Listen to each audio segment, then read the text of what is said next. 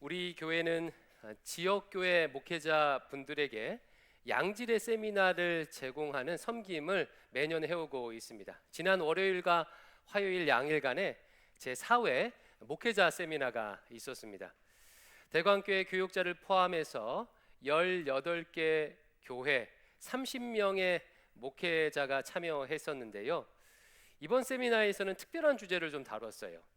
성경적 경제 정의 분야의 전문가인 박창수 박사님을 모시고 희년의 원리와 희년의 경제 제도에 대해서 배웠습니다. 여러분 좀 생소한 주제이지요. 그래서 오늘 이 시간에는 배운 이것의 일부를 여러분들과 이 생소한 것의 일부를 좀 나누어 보려고 합니다. 제가 이것을 나누는 이유는 이 주제가 지난 상반기 우리가 묵상한 성경들의 메시지와 아주 잘 연결되고 있기 때문이에요. 지난 상반기 어떤 성경 묵상했었지요? 여호수아부터 시작해서 누가복음, 에스더, 역대상, 요한계시록, 스가랴서 등등 묵상했지요. 이 성경들은요 공통적으로 하나님 나라를 지향하고 있습니다. 여호수아서는 가나안 땅에 하나님 나라를 세우는 내용이고요. 에스더서는 포로로 사로잡혀간 이스라엘 백성들이 포로지에서 하나님 나라를 경험하는 내용이에요. 역대상과 스가랴서는 포로에서 돌아온 백성들이 예루살렘에 다시 하나님 나라를 건설하는 내용이고, 누가복음은 예수님께서 마침내 이 세상에 온전한 하나님 나라를 시작하시는 내용입니다. 요한계시록은 마지막 날에 완성될 하나님 나라의 비전을 보여줍니다. 이처럼 묵상한 성경들 모두 하나님 나라를 지향하고 있습니다. 그런데 이 하나님 나라를 구약 성경에서 가시적으로 가장 잘 보여주는 것이 오늘 우리가 다룰 희년이에요. 희년. 이번에 개최한 목회자 세미나 제목은요 이와 같습니다. 희년의 하나님 나라. 이게 제목이에요. 이것은 희년이 이루어진 세상이 곧 하나님 나라다. 반대로 말하면 하나님 나라는 희년을 성취한 나라다라는 의미를 담고 있는 제목입니다. 오늘은 제가 지난 이틀 동안 배운 희년의 원리를 좀 생소하고 어렵지만 좀 살펴보므로 상반기 묵상했던 하나님 나라를 보다 구체적으로 조망해보고 이 현실 세계에 어떻게 적용할 수 있을지를 좀 배워보려고 해요. 희년은요 구약 율법에 나오는 율법 조항 중에 하나입니다. 구약 레위기와 신명기에는 613가지의 율법 조항이 나오는데 그 중에 하나가 희년이에요. 근데 유독 희년법이 중요한 이유는요 그 독특함 때문이에요. 다른 율법 조항들은 고대 근동에 있던 다른 나라 법전들의 내용과 굉장히 유사해요. 대신 반면에 희년법은 이스라엘의 율법에만 있는 아주 독특한 법입니다. 그래서 이 희년법을 보면 이 세상의 질서와 구별된 하나님 나라의 독특한 질서를 배울 수 있는 것입니다. 희년법은요 한마디로 하면 땅에 관한 법인데요, 희년법을 이해하려면 먼저 이스라엘의 땅 분배에 대해서 알아야 해요. 여러분, 이스라엘은 가나안 땅에 살기 전에 어떤 나라에 살았죠? 애굽, 이집트에 살았죠. 애굽은 바로 왕이 모든 땅을 소유했습니다. 때문에 바로에게 땅을 하사받아야만 땅을 경작할 수 있는 그런 질서였어요. 이스라엘 백성들은 이 애굽에서 자기 땅 한 평 없이 노예로 살았습니다. 하나님은 이런 이스라엘을 구원하셔서 가나안 땅으로 인도하셨지요. 이제 여기서부터가 중요합니다. 하나님께서는요 이스라엘 백성에게 가나안 땅을 주시면서 애굽의 질서와는 전혀 다른 방식으로 땅을 분배해 주셨어요. 애굽은 바로가 모든 땅을 소유한 반면에 하나님께서는 12지파별로 각 가문별로 가족별로 골고루 땅을 분배해 주신 거예요. 즉 모든 백성에게 경작할 수 있는 땅과 살 수 있는 집을 나누어 주셨습니다. 여러분, 땅이 있어야 자유도 있는 법입니다. 땅이 없으면요 한 곳에 정착하지 못하고 이곳저곳 떠돌아다니는 생활을 해야 돼요. 혹시 정착했더라도 땅이 없어서 소작농이 되면요, 최소 30%에서 최대 70%, 80%까지를 소작료로 내야 했습니다. 소작료로 내고 남은 것으로 사는 삶은 항상 부족할 수밖에 없겠죠. 농경 시대의 땅이 없으면요, 이처럼 자유도 없는 것입니다. 그런데 이것은 지금 또 마찬가지인 것 같습니다. 한국 사회에서 자영업 하시는 분들이 힘든 제일 큰 이유가 뭐죠? 이 임대료 때문이에요. 경기가 나빠지면 임대료도 내려가야 하는데 임대료는 계속 올라가기만 해요. 죽도록 고생하고 벌어도 임대료 내고 나면 남는 것이 없습니다. 직장인들이 힘든 이유도 비슷하지요. 열심히 맞벌이해도 집 사기가 어려워요. 전세 만기가 되면 불과 몇 년 만에 몇 천만 원씩 올려달라고 하니까 이 감당이 안 되는 겁니다. 외곽으로, 시외로, 외곽으로 밀려가게 되는 것이지요. 여러분 혹시 송파 새 모녀 사건 기억하십니까? 2014년 2월에 송파구에 살던 새 모녀가 생활고에 시달리다가 목숨을 끊는 안타까운 사고가 있었습니다. 유서에 이렇게 적혀 있었어요. 주인 아주머니 죄송합니다. 마지막 집세와 공과금입니다. 정말 죄송합니다. 이 유서가 공개되어 한국 사회에 큰 충격을 주었습니다. 그분들은 결코 게으르거나 나쁜 분들이 아니에요. 최선을 다해서 살아왔지만 큰딸의 만성질환과 어머니의 실직으로 인해 인생의 벼랑 끝에 몰린 것입니다. 만약에 그분들에게 안정적으로 거주할 수 있는 집이 있었고 경작할 땅과 같은 어떤 생계수단이 있었다면 이런 비극은요, 결코 일어나지 않았을 것입니다. 이처럼 예나 지금이나 경작할 수 있는 자신의 땅과 머무를 거주지가 없으면 자유도 없습니다. 이스라엘은요, 가나안 땅에 들어와서 마침내 자신의 땅과 집을 가질 수 있게 된 거예요. 이로 인해 인간의 존엄성과 자유도 동시에 얻은 것이지요. 여러분 얼마나 좋았겠습니까? 정말 좋았겠죠. 그러기에 가나안 땅을 젖과 꿀이 흐르는 땅이라고 이렇게 표현하는 것입니다. 하지만 이렇게 땅을 잘 분배받았다고 그것으로 끝이 아니겠지요. 살다 보면 여러 가지 상황이 생길 수가 있습니다. 농사에 실패하거나 몸이 아프거나 등등 여러 상황으로 인해서 소득을 얻을 수 없는 그런 환경을 맞이할 수도 있어요. 그러면 어쩔 수 없이 땅을 팔아서라도 양식을 사거나 자신의 몸을 다른 집의 몸종으로 팔아야 할 수도 있습니다. 만약 이렇게 된다면 하나님께서 이스라엘에게 처음에 세워주셨던 땅 분배의 질서가 무너지게 되겠죠. 땅과 집을 잃어버린 사람은 가난을 대물림할 수밖에 없습니다. 하나님께서는 이런 상황을 대비하여 다음과 같은 규정을 제정해 주셨어요. 레위기 25장 25절 같이 읽어보겠습니다. 시작. 만일 내 형제가 가난하여 그의 기업 중에서 얼마를 팔았으면 그에게 가까운 기업 물을 자가 와서 그의 형제가 판 것을 물을 것이요. 누군가 형편이 어려워 땅을 팔거나 다른 집의 몸종으로 가게 되면 가까운 형제나 친족이 대신 값을 치르고 다시 찾아올 수 있도록 해라, 이렇게 말하는 법이에요. 이것을 기업물음이라고 합니다. 저를 따라합니다. 기업물음. 예, 이 기업물음을 통해 다시 땅을 회복하고 다시 가족으로 돌아갈 수 있도록 이 제도화한 거예요. 그러나 이마저도 어려운 사람들이 있을 수 있겠죠. 형제나 친족이 없거나 있어도 형편이 어렵거나 혹은 도와주지 않는 경우도 있을 수가 있습니다. 그래서 하나님께서는요, 이런 모든 상황들을 대비해서 땅과 사람들을 원래의 자리로 완전히 되돌릴 수 있도록 하는 제도를 제정해 주신 거예요.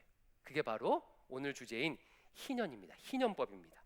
희년법을요 한번 읽어보겠습니다. 레위기 25장 8절에서 10절 상반절, 좀 길지만 같이 읽을게요. 시작.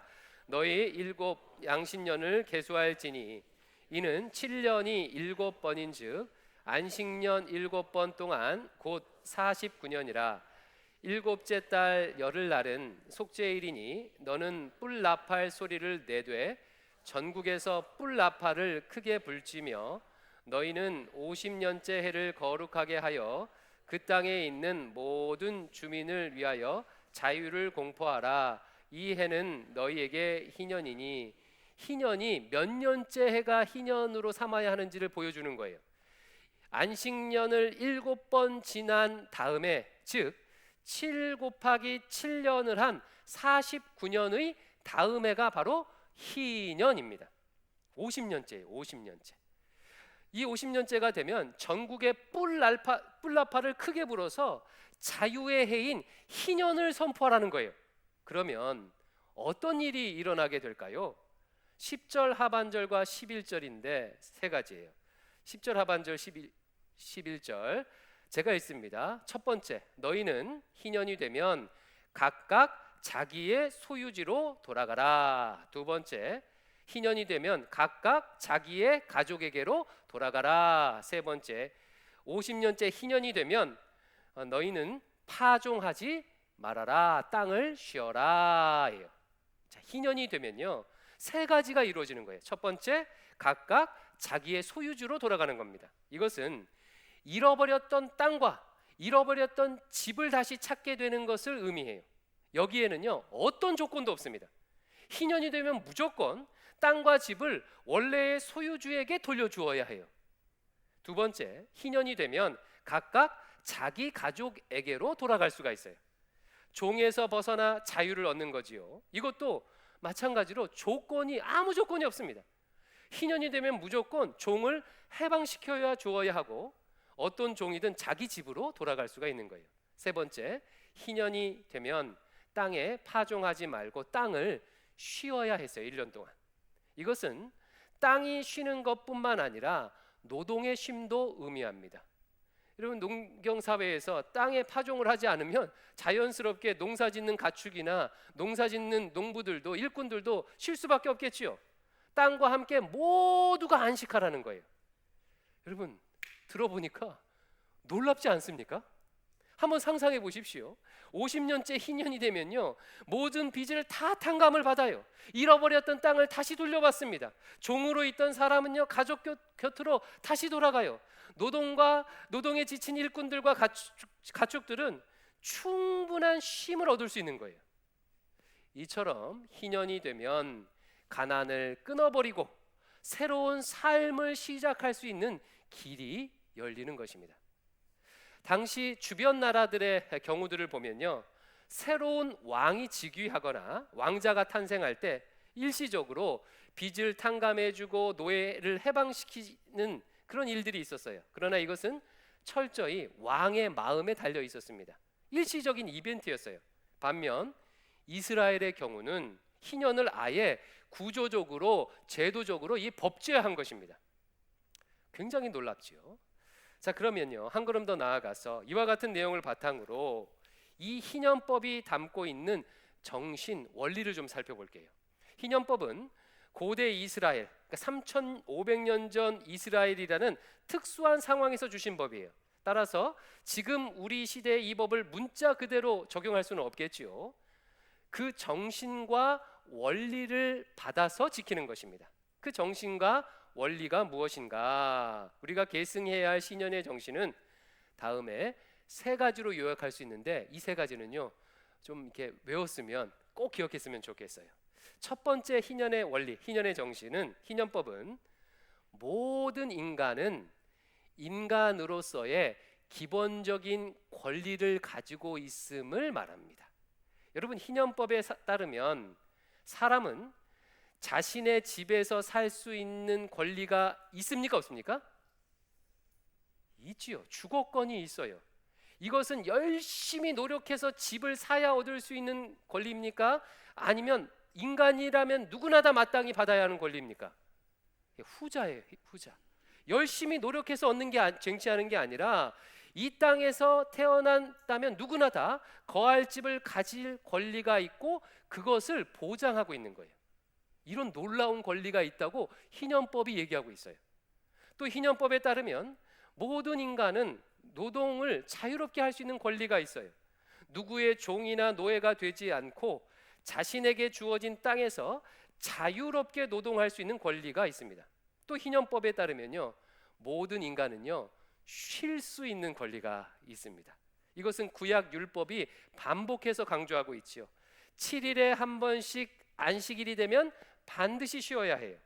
또한 7년 안식년마다, 그리고 50년째 희년마다 1년 동안 땅도 쉬고 가축도 쉬고 사람도 쉬도록 합니다. 희년법은요 쉴 수 있는 권리를 확실히 보장해요. 또 희년법에 따르면 인간에게는 생존권이 있습니다. 그의 능력과 실력과 상관없이 기본적인 생계 수단인 땅을 누구에게나 분배함으로 생계를 유지할 수 있도록 보장하고 있는 거예요. 이처럼 희년법은 모든 인간에게는 기본적인 권리가 있다고 가르쳐 주고 있어요. 이것이 희년의 첫 번째 정신입니다. 두 번째 희년의 정신은요, 희년은 하나님께서 베푸시는 구원은 영적인 구원뿐만 아니라 육체적이고 사회적인 구원 모두를 포괄한다고 말합니다. 하나님께서는 이스라엘을 애굽으로부터 구원해 주셨죠. 이로 인해 그들은 노예에서 자유민이 되었습니다. 신분이 완전히 달라졌어요. 하지만 만약에 하나님의 구원이 거기에 멈춰섰다면 그들은 다시 노예가 됐을 것입니다. 가난 때문이죠. 하나님은 자유민이 된 그들에게 그 자유를 누릴 수 있도록 구체적인 땅과 집, 더 나아가서 사회 제도까지 주셨어요. 이스라엘은 약속의 땅에서 하나님께서 주신 희년의 질서를 가지고 하나님 백성으로서의 정체성을 마음껏 누릴 수 있었습니다. 이것은 예수님께서 우리에게 베풀어 주신 구원도 마찬가지예요. 예수님께서는 우리를 죄와 사망의 권세로부터 영적으로 구원하실 뿐만 아니라 부활체를 덧입게 하심으로 우리의 육체도 구원하십니다. 뿐만 아니라 하나님 나라에 살게 하심으로 새로운 질서와 제도 또한 누리게 하시는 거예요. 예수님의 구원은 총체적 구원입니다. 그러므로 하나님 나라의 임함이라는 것은 영적이며 육체적이며 사회적인 거예요. 개인의 영혼과 육체가 자유를 얻을 뿐만 아니라 이 세상의 제도와 구조 또한 하나님의 뜻에 합당하게 변하는 것이 하나님 나라의 임함입니다. 이게 두 번째 정신. 마지막 세 번째 정신은요, 희년법은 인간이 땅에 대한 소유권이 아닌 사용권만 가지고 있음을 말합니다. 25장 23절 말씀 우리 같이 한번 읽어볼게요. 오늘 본문이죠. 시작. 토지를 영구히 팔지 말 것은 토지는 다 내 것임이라. 너희는 거류민이요 동거하는 자로서 나와 함께 있느니라. 말씀 보니까 토지를 영원히 팔지 말래요. 여러분, 땅을 분배해 주셨으면 그 다음은 내 마음대로 그 땅을 사고 팔 수 있게 해줘야 되는 거 아니겠습니까? 그러나 하나님께서는요 토지 매매를 금하셨어요. 그 이유는 땅 주인이 사람이 아닌 하나님이시기 때문입니다. 이것은 하나님께서 인간에게 주신 땅에 대한 권리, 공공재에 대한 권리는 소유권이 아니라 사용권임을 보여주는 말씀이에요. 뒤에 이후에 나오는 말씀이 한 번 더 이를 강조하죠. 너희는 거류민이요 동거하는 자다. 거류민이라는 것은 나그네라는 뜻이에요. 그 누구도 땅을 영원히 소유할 수가 없다. 소유권이 있는 게 아니다. 그냥 잠시 나그네처럼 땅을 사용하다가 떠나가는 것이다 라는 의미를 담고 있는 거예요. 그러므로 땅을 내 마음대로 사용하거나 공공재를 내 마음대로 사용하거나 독점하려고 해서는 안 되겠죠. 모든 땅의 소유권은, 공공재는 하나님께만 있습니다. 우리는 잠깐 사용하는 사용권만 가지고 있는 거예요. 이상이 희년의 세 가지 정신인데 여러분 크게 어렵지 않죠? 한번 정리해 보겠습니다. 첫 번째, 어떤 정신, 어떤 원리? 존엄한 인간은 누구나 다 기본적인 권리를 가지고 있다는 거예요. 두 번째, 하나님의 구원은 영혼, 육체, 사회를 포괄하는 총체적 구원이라는 거예요. 세 번째, 인간은 땅에 대한 소유권이 아니라 무슨 권리를 가지고 있다? 사용권만 가지고 있다는 거예요. 자, 그러면 이제 한 걸음 더 나아가서 이 희년의 정신을 이 시대에 한번 적용을 한번 해보도록 하겠습니다. 다음의 내용을 들어보시고 어떻게 하는 것이 희년의 정신에 합당한지를 한번 생각해 보십시오. 자, 정부에서 가난한 사람들이 거주할 수 있는 집을 공급하는 정책은요, 희년의 정신에서 볼 때 어떻게 평가할 수 있겠습니까? 적절한 정책입니까? 아닙니까? 국가 재정 상태에 따라서 시기나 규모는 다를 수 있겠지만 주거권을, 집에 살 수 있는 주거권을 보장하는 방향으로 제도가 나가는 것은요, 희년의 정신에 합당하다라고 우리가 평가할 수 있겠지요. 자, 그러면 다음, 노동자들의 휴식 시간 문제나 혹은 교회 안에서 교회 봉사자들의 쉼의 시간은 어떻게 하는 것이 좋을까요? 쉼 없이 계속 일하도록 해야 경쟁력이 생기는 것일까요? 이것 또한 처한 현실에 따라서 시기나 방법은 다를 수 있겠지만 쉼을 보장해 주는 방향으로 가는 것이 희년의 정신에 합당하다고 얘기할 수 있을 것입니다. 장애인의 이동권, 장애인이 대중교통을 이용하는 권리에 대해서는 우리가 어떻게 접근할 수 있을까요? 장애인분들이 이동할 때 개인적으로 버스에 잘 승하차하도록 돕는 것도 좋겠지만 총체적 구원의 정신에 따르면요, 사회 제도 자체가, 구조 자체가 그렇게 할 수 있도록 변화하는 것이 필요할 것입니다. 제도적으로 자유롭게 이동할수록 하는 것이 희년 정신에 더 합당하다고 얘기할 수 있겠죠. 자, 그러면 이번에 좀 쉬운 문제, 환경 보존 문제는 어떻게 해야 할까요? 희년 정신에 따르면 우리는 땅에 대한 잠시 동안의 사용권만 가지고 있습니다. 만약에 환경을 파괴해서 후손들에게 나쁜 땅, 나쁜 환경을 물려주게 되면 후손들이 마땅히 누려야 하는 땅에 대한 권리를 우리가 훼손하는 것이 되겠지요. 그러므로 할 수 있는 한 환경을 보존하는 것이 희년 정신에 합당하다라고 할 수 있을 것입니다. 그러면 마지막으로요, 아주 민감하고 한국 사회에서 아주 민감하고 어렵고 껄끄러운 질문을 한번 드려볼게요.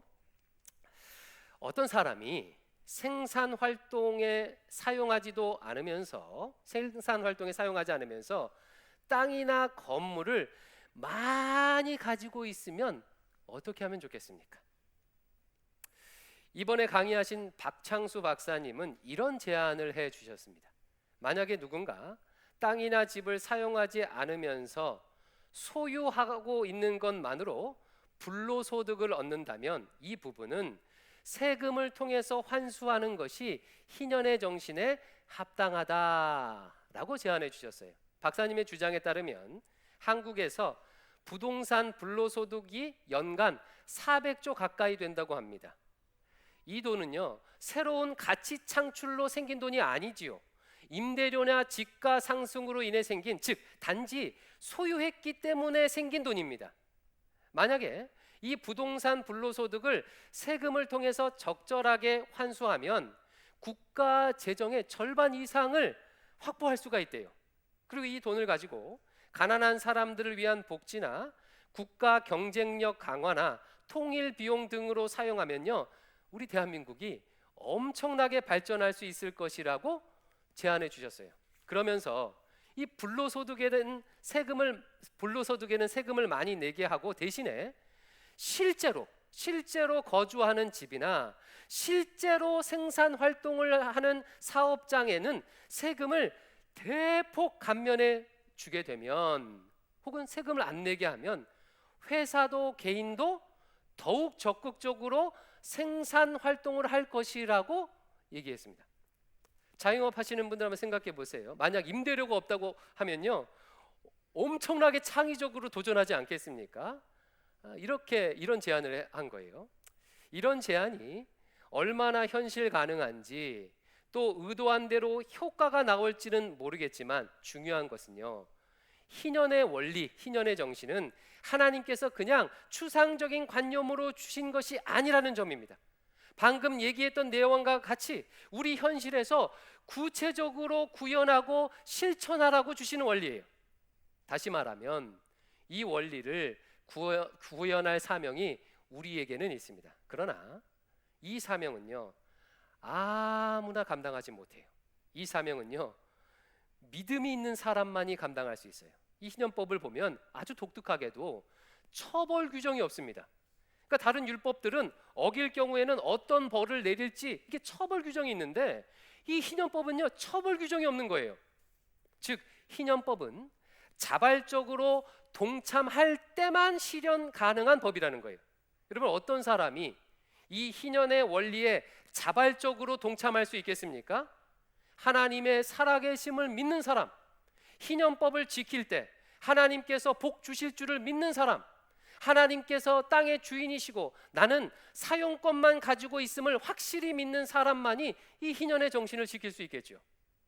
예를 하나 들어보겠습니다. 희년의 정신에 따르면 어린 자녀를 양육할 때 우리 어린 자녀의 존엄과 기본권을 보장해 주어야 해요. 아이들의 기본권이 무엇일까요? 마음껏 뛰어놀 수 있는 것, 충분히 잠을 자고 쉴 수 있는 것, 경쟁이 아니라 격려 속에서 교육을 받는 것 등등이 있겠죠. 하지만 21세기 한국 사회에서 자녀를 이렇게 키우려면 희년을 지키는 것과 같은 믿음이 필요합니다. 여러분, 희년법을 보면요, 희년 동안 50년째에는 땅에 1년 동안 파종을 하지 말아야 돼요. 한번 생각해 보십시오. 농경시대에 3500년 전에 땅을 1년 이상 묵히면요, 생존이 가능하겠습니까? 거의 불가능한 거예요. 그럼에도 하나님께서는 희년이 되면 땅도 쉬고 가축도 일꾼도 쉬라고 하셨어요. 그러면 그렇게 하면 여러 해 먹을 양식을 주시겠다고 약속하셨습니다. 즉 희년은요, 이 하나님의 약속을 믿는 사람만이 지킬 수 있는 것입니다. 아이들을 무한 경쟁에 몰아넣지 않아도, 조기 교육을 시키지 않아도 하나님께서 이 아이의 앞길을 가장 좋은 길로 인도해 주실 것이라는 믿음, 이 믿음이 있는 사람만이 자녀를 희년 정신에 맞게 키울 수 있는 것입니다. 부동산이나 다른 경제 생활도 다 마찬가지예요. 믿음이 있는 사람이 희년의 원리를 실천할 수 있습니다. 말씀을 맺겠습니다. 우리가 꿈꾸는 하나님 나라는 저 멀리 있는 영적인 세계가 아닙니다. 바로 지금 이곳에서 시작하여 마지막 날에 완성될 나라예요. 오늘 배운 희년의 정신을 우리 삶에 그리고 한국 사회에 적용함으로 하나님 나라 완성에 동참할 수 있기를 주의 이름으로 축원합니다. 우리 마음을 담아서 함께 찬양할 텐데요, 우리 물이 바다 덮음 같이 찬양할게요. 물이 바다 덮음 같이 하나님의 총체적 구원이, 희년이 이루어지는 세상이 온 세상에 가득하기를, 그리고 이 일을 위해서 나를 사용해 주시기를 소망하며 우리 함께 찬양하겠습니다.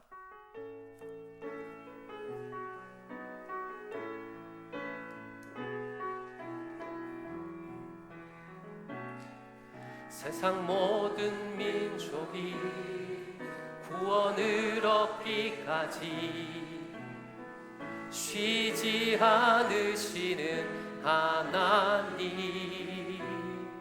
주의 심장 가지고 우리 이제 일어나 주 따르게 하소서.